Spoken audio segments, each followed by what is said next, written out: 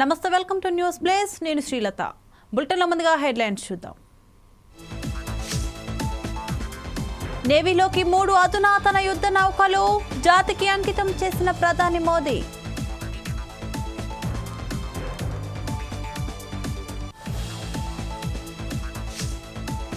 ఢిల్లీలో ఏఐసీసీ కొత్త భవనం ప్రారంభోత్సవం. హాజరైన కాంగ్రెస్ కీలక నేతలు, సీఎంలు.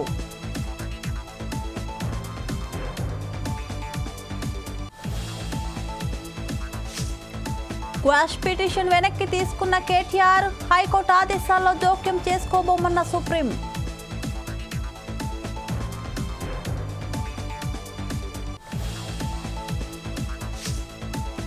హైదరాబాద్ నాచారం పిఎస్ పరిధిలో అగ్ని ప్రమాదం. సురానా వైట్స్ పరిశ్రమలో వ్యాపించిన మంటలు.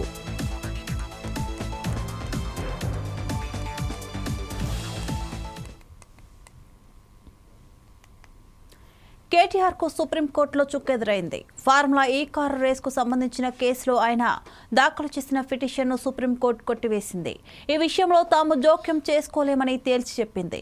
ఏసీబీ నమోదు చేసిన కేసును క్వాష్ చేయాలని తెలంగాణ హైకోర్టులో కేటీఆర్ ఇటీవల పిటిషన్ దాఖలు చేశారు. ఇందుకు ఉన్నత న్యాయస్థానం నిరాకరించింది. దీంతో ఈ నెల 8న ఆయన సర్వోన్నత న్యాయస్థానాన్ని ఆశ్రయించారు. హైకోర్టు ఉత్తర్వులను సవాలు చేస్తూ పిటిషన్ దాఖలు చేశారు. కేటీఆర్ పిటిషన్ పై జస్టిస్ బేలా, ఎం త్రివేది, జస్టిస్ ప్రసన్న వర్లే ధర్మాసనం విచారణ జరిపింది. మరోవైపు ఇప్పటికే సుప్రీంకోర్టులో తెలంగాణ రాష్ట్ర ప్రభుత్వం ఏసీబీ కేవేట్ పిటిషన్ దాఖలు చేశారు.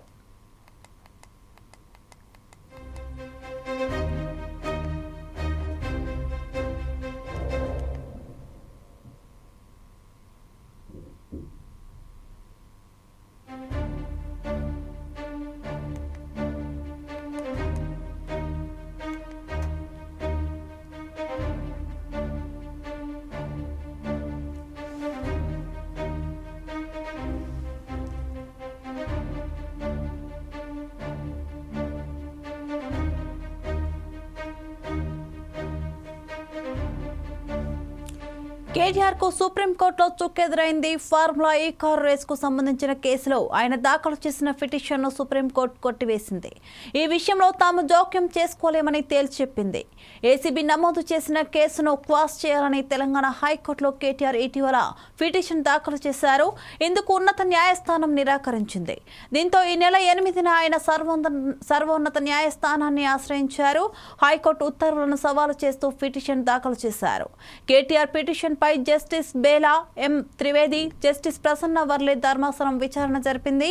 మరోవైపు ఇప్పటికే సుప్రీంకోర్టులో తెలంగాణ రాష్ట్ర ప్రభుత్వం ఏసీబీ కేవియట్ పిటిషన్ దాఖలు చేశారు.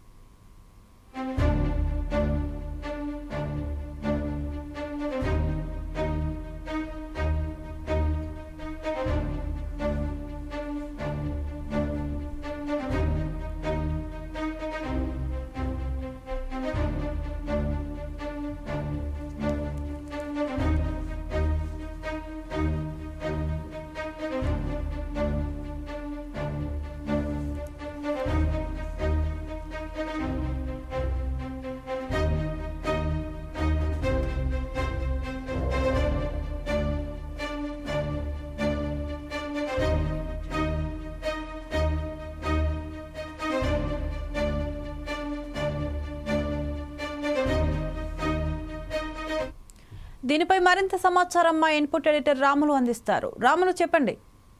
శ్రీలత, మనకు కేటీఆర్ కు సంబంధించి చూస్తే ఈ ఫార్ములా రేస్ కు సంబంధించిన కేసులో కేటీఆర్ దాఖలు చేసిన ఏదైతే క్యాష్ పిటిషన్ ఉందో దానికి సంబంధించిన సుప్రీంకోర్టు డిస్మిస్ చేసిందని చెప్పొచ్చు. హైకోర్టు ఉత్తర్వులను సవాల్ చేస్తూ ఆయన సుప్రీంకోర్టులో ఎస్ఎల్పి వేసిన విషయం మనందరికి తెలిసిన విషయమే. అయితే ఈ పిటిషన్ పైన తాజాగా సుప్రీంకోర్టు ధర్మాసనం విచారణ చేపట్టింది. దీంతో బేలా, ఎం త్రివేది ధర్మాసనం కీలక నిర్ణయం తీసుకుందని చెప్పవచ్చు. ఈ కేసులో పూర్తి స్థాయిలో విచారణ జరగాలని కోర్టు అభిప్రాయం వ్యక్తం చేయడం జరిగింది. హైకోర్టు ఆదేశాల్లో తాము జోక్యం చేసుకోలేమని సుప్రీంకోర్టు కూడా చెప్పడం జరుగుతుంది. మొత్తానికి ఈ కేసులో పూర్తి స్థాయిలో విచారణ జరపాలని న్యాయస్థానం అభిప్రాయపడినట్లు కూడా తెలుస్తుంది. మొత్తానికి దీంతో కేటీఆర్ విచారణ ఎదుర్కొనున్నారు అనేది కూడా మనకి ఇప్పటికీ ఏసీపీ ఆయన ఒకసారి విచారణ కూడా చేసింది, మరోసారి కూడా విచారించనుంది అనేది తెలుస్తుంది శ్రీలత. రాములు, రోజులు గడిచే కొద్దీ కేటీఆర్ కి ఫేవర్ గా జరిగే అవకాశాలు ఏమైనా కనిపిస్తున్నాయా? ఇక్కడ మనం ఒక విషయాన్ని గమనించాలి. కాంగ్రెస్ గవర్నమెంట్ అధికారంలోకి వచ్చిన తర్వాత ఇక్కడ కేటీఆర్ కి సంబంధించిన విషయాన్ని పరిశీలన చేస్తే గత ప్రభుత్వంలో 10 ఏళ్ల కాలంలో టిఆర్ఎస్ ప్రభుత్వం అప్పుడు చేసిన అవినీతిల పైన మొత్తానికి రేవంత్ రెడ్డి ప్రభుత్వం అయితే వైట్ తీసే ప్రయత్నం చేస్తుంది. దీనిలో భాగంగానే ఈ ఫార్ములా కేసుకు సంబంధించింది విచారణ ఏదైతే కేసు ఉందో దానిపైన ఏసీపీ అధికారులు విచారణ చేస్తున్నారు. కానీ కోర్టులు ఎవరికి అనుకూలంగా వ్యవహరించవు అనేది మనం ఇక్కడ స్పష్టంగా చెప్పుకోవచ్చు. ఎందుకంటే ఇక్కడ అవినీతి జరిగిందనేది నిజం తెలిస్తే కేటీఆర్ అయినా సరే, కేసీఆర్ అయినా సరే, ఎవరైనా సరే కోర్టులు అరెస్ట్ చేసేయడానికి అవకాశం కల్పిస్తుంది. ఆలస్యమైనా ఏదైనా అయినప్పటికీ సరే ఎవరికి ఫేవర్గా మాత్రం కోర్టులు అనుకూలంగా వ్యవహరించవని చెప్పొచ్చు. ఈ రోజు నిజంగా ఈ ఫార్ములా కేసులో కేటీఆర్ అవినీతికి పాల్పడినట్లు తెలిస్తే కేటీఆర్ ఖచ్చితంగా అరెస్ట్ చేసే అవకాశం ఉందని చెప్పొచ్చు. రాములు, ఇప్పుడు చూసుకుంటే ఈ విచారణ ఎప్పటిలోపు కంప్లీట్ అయ్యేలాగుంది? పూర్తి విచారణ జరగాలని అంటున్నారు కదా. అంటే ఇక్కడ మనకు విచారణకు సంబంధించి చూస్తే పూర్తి స్థాయిలో కేటీఆర్ కి సంబంధించిన దాంట్లో ఈ ఫార్ములా కేసుకు సంబంధించింది, ఇతర కేసులకు సంబంధించి ఎక్కడ ఏమేమి జరిగినాయి, ఎట్లా అవినీతి జరిగింది అనేది పూర్తి స్థాయిలో మొత్తం ఎంక్వైరీ చేసిన తర్వాతనే కేటీఆర్ కి సంబంధించింది అరెస్ట్ కు సంబంధించినవి ఆ కోర్టు ఆర్డర్ ఇచ్చేయడానికి అవకాశం ఉంటుంది అని చెప్పవచ్చు. ఏదేమైనప్పటికీ ఈ నెలలో మొత్తం కేటీఆర్ కు సంబంధించిన పూర్తి స్థాయిలో విచారణ జరగనుంది అనేది కూడా మనం చెప్పుకోవచ్చు. Okay, thank you Ramulu.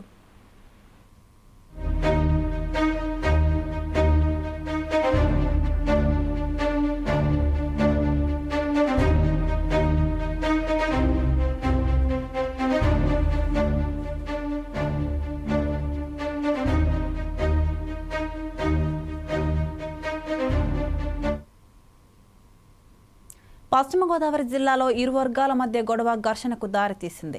కోడి పందాల నిర్వహణలో ఒకరిపై ఒకరు దాడులు చేసుకోవడం, ఒక వర్గం మరొక వర్గాన్ని కులం పేరుతో దూషించారని కామవరపు కోట చెక్పోస్టు వద్ద ఆందోళన చేశారు. అదుపు చేయాల్సిన పోలీసులు ప్రేక్షక పాత్ర పోషించారని ఆందోళనకారులు ఆరోపించారు. సంక్రాంతికి నెల రోజుల ముందు నుంచి కోడి పందాలు, పేకట, గుండాట నిర్వహిస్తున్నారన్నారు. వారిపై చర్యలు తీసుకుంటామని హెచ్చరించిన పోలీసులు పట్టించుకోవడం లేదని ఆరోపించారు.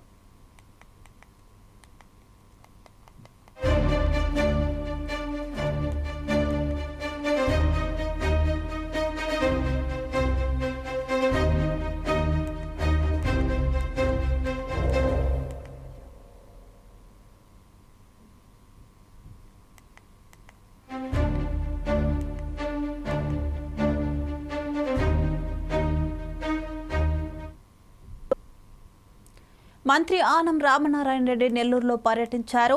మైపాడు రోడ్డు పాత చెక్పోస్టు ప్రాంతంలోని శ్మశాన వాటికను మంత్రి పరిశీలించారు. పెద్దల పండుగ రోజున స్వర్గస్థులైన వారిని శ్మశాన వాటికలో వారిని స్మరించుకుంటారని చెప్పారు. సమాధులను పూలతో అలంకరించి నివాళులు అర్పిస్తారని వెల్లడించారు.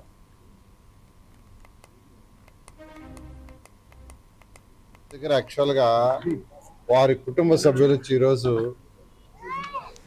అక్కడ పూజలు చేసుకోవటం అన్నీ చేస్తారు. ఎందుకంటే ఈ యొక్క సంక్రాంతి పండుగ రోజు జనరల్గా మన ఆచారం పెద్దలకు పెట్టుకోవటం అనేది మెయిన్గా ఆచారం. ఆ రోజు ఈవినింగ్ యాక్చువల్గా ఏంటంటే ఈ యొక్క సమాధులకి వాళ్ళ కుటుంబ సమేతంగా వచ్చి అక్షలు చేసుకుంటారు. దానికి మున్సిపల్ శాఖ అనేక ఏర్పాట్లు చేసింది. ఏరియా మొత్తం క్లీన్ చేయటం, రంగులు వేయటం అన్నీ చేశారు. ఆ యొక్క అధికారులను కూడా నేను అప్రిషియేట్ చేస్తున్నాను. నేను రోజు దేవాదాయ శాఖ మంత్రి గౌరవనైన రామనాయుడు గారు నేను యాక్చువల్గా ఈరోజు ఇక్కడికి రావడం జరిగింది. వచ్చి ఇక్కడ ఏర్పాట్లు ఎలా చేశారు, ఎలా ఉందని చూసాను. నిజంగా చాలా చక్కగా ఏర్పాట్లు చేశారు. వాళ్ళందరినీ కూడా మరొకసారి నేను అభినందిస్తున్నాను. ఫ్యూచర్లో కూడా ఇక్కడ అనేక డెవలప్మెంట్ చేయాల్సిన అవసరం ఉంది. పక్కన ఒక డంప్ యార్డ్ ఉంటే ఆ డంప్ యార్డ్ని కూడా క్లీన్ చేసాము. అదేవిధంగా ఇంకా ఎందుకంటే జనాభా రోజుకి జనాభా నెల్లూరు మున్సిపల్ కార్పొరేషన్ పెరుగుతుంది, రాష్ట్రంలో అన్ని టౌన్లో పెరుగుతుంది. దానికి తగ్గట్టుగా ఈ యొక్క ఏర్పాట్లు కూడా శ్మశాన వాటికలు కానీ వాటి కూడా ఏర్పాటు చేయాలి. ఎక్కడెక్కడ అంటే జనాభా ప్రాతిపదికగా జనాభా పెరిగేదాన్ని బట్టి చేయాల్సి వస్తుంది, దాన్ని కూడా ఏర్పాటు చేస్తాం. ఈ విధంగా నెల్లూరు మున్సిపల్ కార్పొరేషన్కి అనేక వర్క్స్ 2014-19లో టేకప్ చేసాం. 2014-19లోనే ఇక్కడ ఇలా రంగులేయటం ఎన్ని ఏర్పాటు చేయడం కూడా జరిగింది. ఎవరైనా చనిపోతే ఒక కులం ఒక మతం అని కాదు, ఎవరికైనా సరే వారు కాల్పులు చేసుకునే వాళ్ళు కాల్పులు చేస్తారు, పొడుపులు చేసుకునే వాళ్ళు పొడుపులు చేసుకొని సమాధులు కడతారు. చాలా కాలం దశాబ్దాలుగా వాళ్ళని సమాధి చేసి వెళ్ళిపోవడమే తప్ప మళ్ళీ ఎప్పుడైనా గుర్తు చేసుకోవాలి అని అంటే అది వాళ్ళ ఇంటి దగ్గరే చేసుకునేటువంటి పరిస్థితి.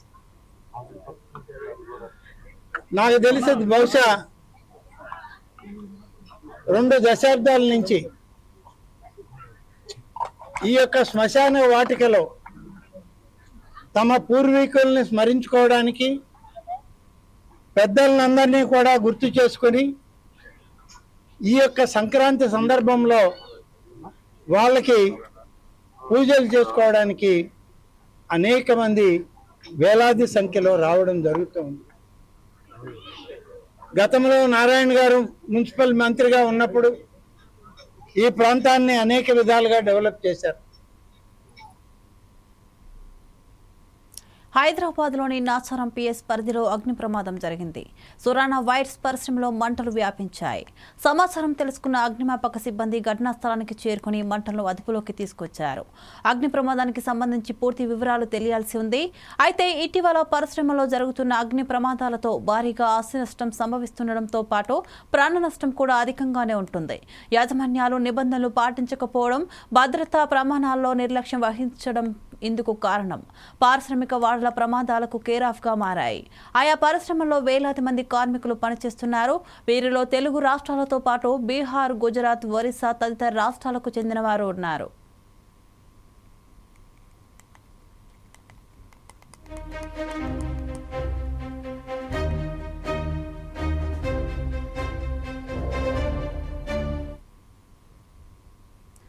అయోధ్యలో రామమందిరం ప్రతిష్టాపన రోజునే భారత్ నిజమైన స్వాతంత్రాన్ని పొందిందని ఆర్ఎస్ఎస్ చీఫ్ మోహన్ భగవత్ ఇటీవల చేసిన వ్యాఖ్యలు తీవ్ర దుమారం రేపాయి. వీటిని కాంగ్రెస్ నేతలు తీవ్రంగా ఖండించారు. తాజాగా రాహుల్ గాంధీ వ్యాఖ్యలపై స్పందించారు. మోహన్ భగవత్ వ్యాఖ్యలు దేశద్రోహం కిందకే వస్తాయని అన్నారు. ఢిల్లీలో కాంగ్రెస్ నూతన ప్రధాన కార్యాలయం ప్రారంభించారు. ఈ సందర్భంగా నిర్వహించిన కార్యక్రమంలో రాహుల్ గాంధీ ఆర్ఎస్ఎస్ చీఫ్ పై ధ్వజమెత్తారు. దేశంలో 2 సిద్ధాంతాల మధ్య యుద్ధం జరుగుతుందని రాహుల్ అన్నారు. ఒకటి రాజ్యాంగ సిద్ధాంతం అయితే మరొకటి ఆర్ఎస్ఎస్ భావజాలమని తెలిపారు.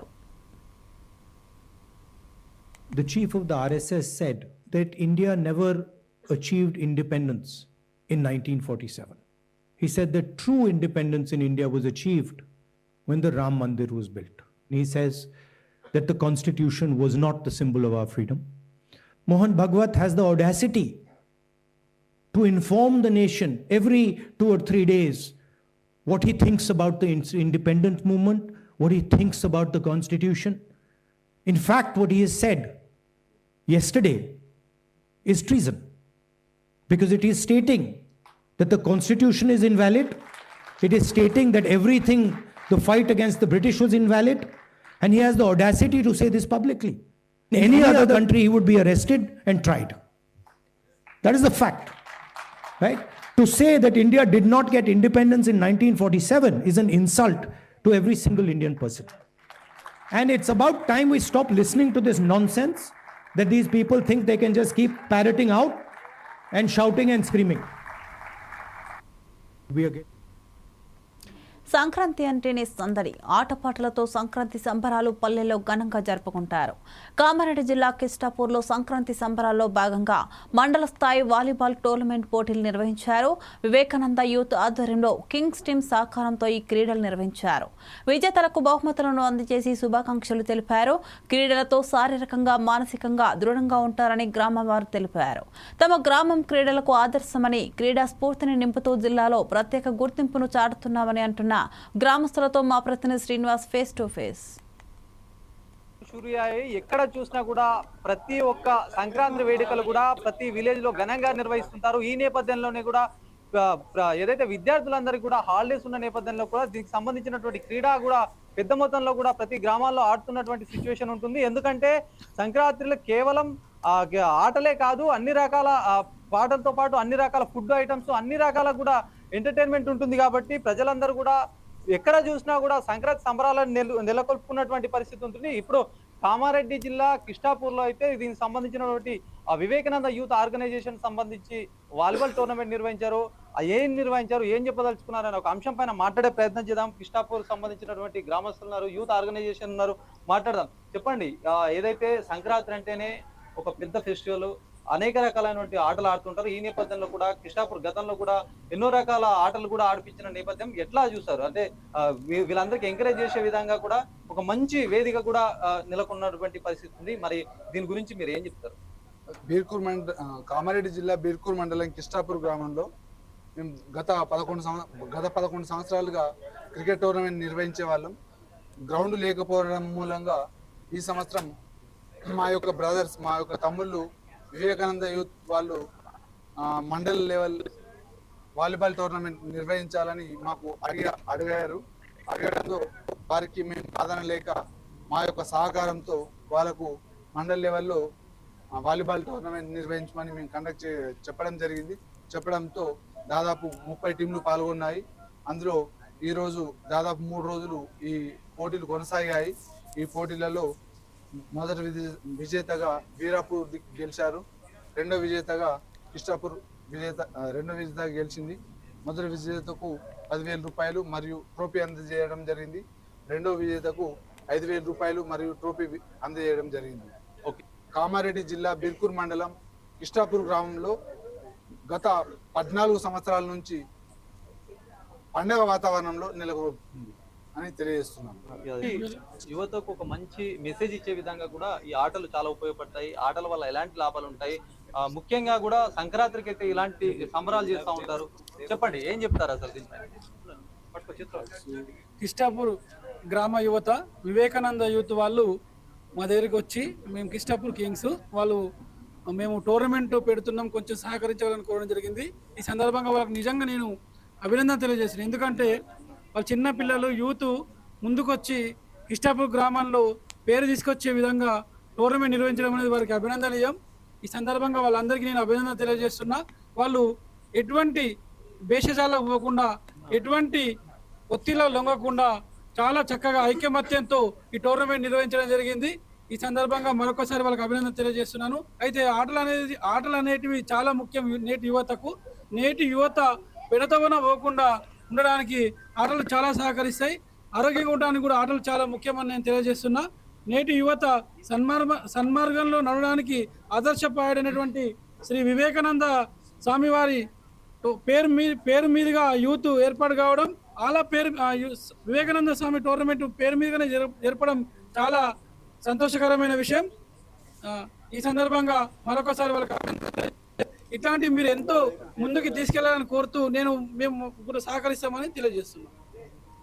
యూత్ సభ్యులు ఉన్నారు, మాట్లాడే ప్రయత్నం చేద్దాం. చెప్పండి, అసలు యూత్ కూడా వివేకానంద యూత్ సంబంధించి విజేతగా నిలిచారు. యూత్ గా మీరు ఎలాంటి ఆటలు ఆడితే బాగుంటుంది అనుకుంటున్నారు? దీని యూత్ పరంగా కూడా మీరు ఎట్లా ఎంకరేజ్ చేస్తారు పిల్లలందరికీ కూడా? గేమ్స్ అంటే ఇప్పుడు శారీరక ఉల్లాసం కొరకు ఏ గేమ్స్ అయినా పర్లేదు. ముఖ్యంగా మేము ఈ టోర్నమెంట్కి పెట్టడానికి ఇన్స్పిరేషన్ కింగ్స్ యూత్ టీమ్. ఎందుకంటే వాళ్ళ సహకారంతోనే ఈ యొక్క టోర్నీ నిర్వహించాము. వాళ్ళ సహకారంతో ఇప్పుడు మండల్ లెవెల్లో ఈ వాలీబాల్ టోర్నీ నిర్వహించాము. వీళ్ళ సహకారం ఉంటే మరియు గ్రామ పెద్దల సహకారం ఉంటే, ఫ్యూచర్లో వీళ్ళ సహకారం ఉంటే తప్పకుండా జిల్లా స్థాయిలో ఇలాంటి వాలీబాల్ అని కాకుండా ఏ పోటీలు అయినా సరే తప్పకుండా నిర్వహిస్తున్నామని తెలియజేస్తున్నాను. చెప్పండి. ముఖ్యంగా యువతకు తెలియజేయమనగా శ్రీ వివేకానంద యూత్ వారికి తొలిసారిగా వాలీబాల్ మా గ్రామంలో జరిగింది. ప్రతి సంవత్సరం గత 14 సంవత్సరాలుగా క్రికెట్ జరుగుతుంది. ఈసారి ఓన్లీ వాలీబాల్ టోర్నమెంట్ జరిగింది. వారు మండల స్థాయి జరిగింది కాబట్టి ఈ సంవత్సరం కాకుండా నెక్స్ట్ ఇయర్ మండల స్థాయి కాకుండా జిల్లా స్థాయి వరకు మేము వారికి ఎల్లవేళ సహకారం చేస్తామని కోరుకుంటున్నాం. రైట్, ఇది పరిస్థితి. మొత్తానికి కూడా సంక్రాంతి సందర్భంగా కూడా ఆటలు చాలా కీలకంగా ప్రతి గ్రామంలో ఆడుతూ ఉంటారు. ఈ నేపథ్యంలో కామారెడ్డి జిల్లా కిష్టాపూర్ గ్రామంలో కూడా పెద్ద ఎత్తున క్రీడలు నిర్వహించారు. ఈ నేపథ్యంలో మండల స్థాయి వాలీబాల్ సంబంధించి కూడా పెద్ద ఎత్తున జట్లు పాల్గొన్నాయి. ఇది యువతకు ముఖ్యంగా కూడా శారీరకంగా మానసికంగా ఉల్లాసంగా ఉండడానికి కూడా ఈ ఆటలు కూడా తోడ్పడతాయని కూడా చెప్తున్నటువంటి పరిస్థితి. కెమెరామెన్ సందీప్ తో శ్రీనివాస్. ఏఐసిసి నూతన కార్యాలయం ప్రారంభమైంది. కాంగ్రెస్ పార్టీ అగ్రనేత సోనియా గాంధీ ఈ కార్యాలయాన్ని ఢిల్లీలో ప్రారంభించారు. ఏఐసిసి అధ్యక్షులు మల్లికార్జున ఖర్గే నూతన భవనంలో కాంగ్రెస్ పార్టీ జెండాను ఎగురవేశారు. ఈ భవనానికి ఇందిరాగాంధీ భవన్ నామకరణం చేశారు. నూతన కార్యాలయం ప్రారంభోత్సవ కార్యక్రమంలో Rahul Gandhi, Priyanka Gandhi, KC Venugopal, Telangana CM Revanth Reddy, deputy CM Bhatti Vikramarka, మంత్రి ఉత్తమ్ కుమార్ రెడ్డి, తెలంగాణ కాంగ్రెస్ ఎంపీలు పాల్గొన్నారు.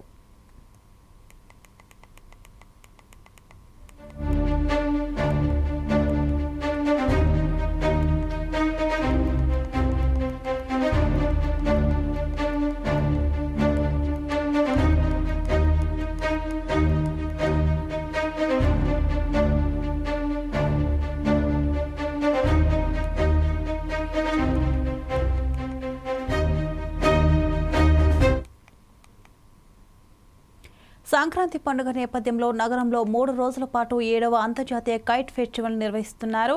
ఈ కైట్స్ ఫెస్ట్ కు విశేష ఆదరణ లభిస్తోంది.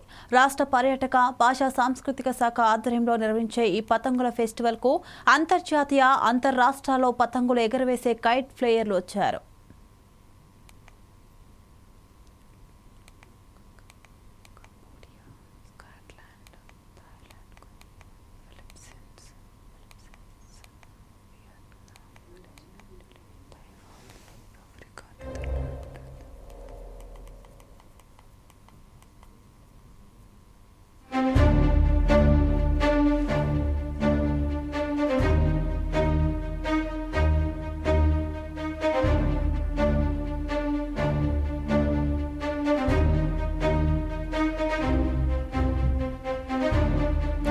Indonesia, Switzerland, Australia, Sri Lanka, Canada, Cambodia, Scotland, Thailand, Korea, Philippines, Vietnam, Malaysia, Italy, Taiwan, south Africa, Netherlands తదితర దేశాలకు చెందిన 50 మంది కైట్ ప్లేయర్స్ ఈ వేడుకలకు హాజరయ్యారు.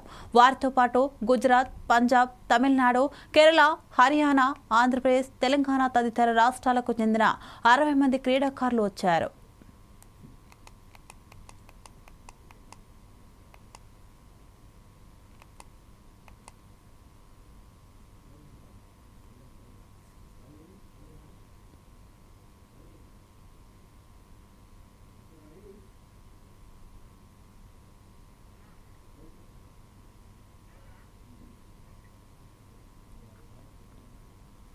ఇవి bulletin updates. Keep watching 4 Sides TV.